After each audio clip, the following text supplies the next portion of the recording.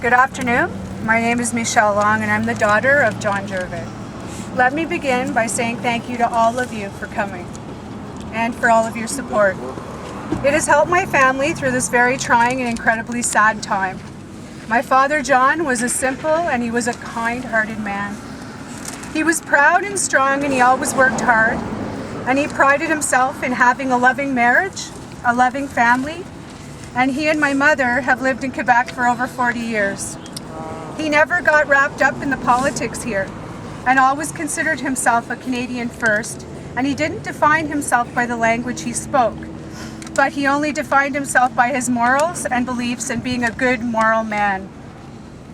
He always told me that if you could look in the mirror each day and like what you saw, then you were doing a good job.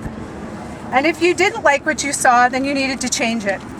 He served in the military for over 22 years and he left to spend more time with his family. He continued to work hard all of his life, and eventually he retired to live a quiet and happy life with my mother and Elmer.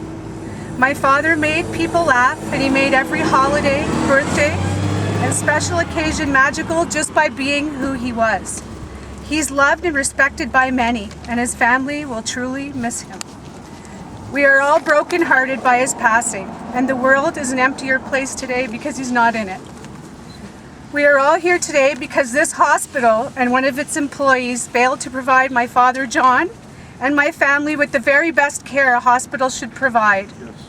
It is also in their mission statement if you've read it. My father isn't here physically to guide me at the moment, but I think he would want me and all of us to stand up for what is right. He would not want this to happen to another patient and their vulnerable family. We have been greatly mistreated by a system that's meant to provide compassion and caring in the most difficult time in a patient and their family's life. When we needed it the most, we were denied it. Now we are left with the question, is this hospital going to do the right thing? Are they going to allow this person to continue to abuse the sick and the vulnerable and the weak? And are they going to do the right thing? Any patient, regardless of their language or their religion, deserves to be served with dignity, respect, compassion, and kindness. We were not treated this way. This will always taint our memories somewhat when we look back at our father's illness. It isn't right and it isn't fair. At the worst, most sad time of our lives, we were abused and we were mistreated. My father and my mother and my family, we deserved more. Everybody here deserves more. This hospital needs to do the right thing. Allowing employees to mistreat and abuse patients and their families is against the law, and it's against the hospital's mission statement. It's wrong, and it won't be tolerated. We need to stand together as human beings and demand respect and to be treated with dignity and respect when we walk through those hospital doors. We will not stop until this orderly is fired. We won't stop because he cannot, for one more second of one more day, be permitted to think he can behave this way and get away with it.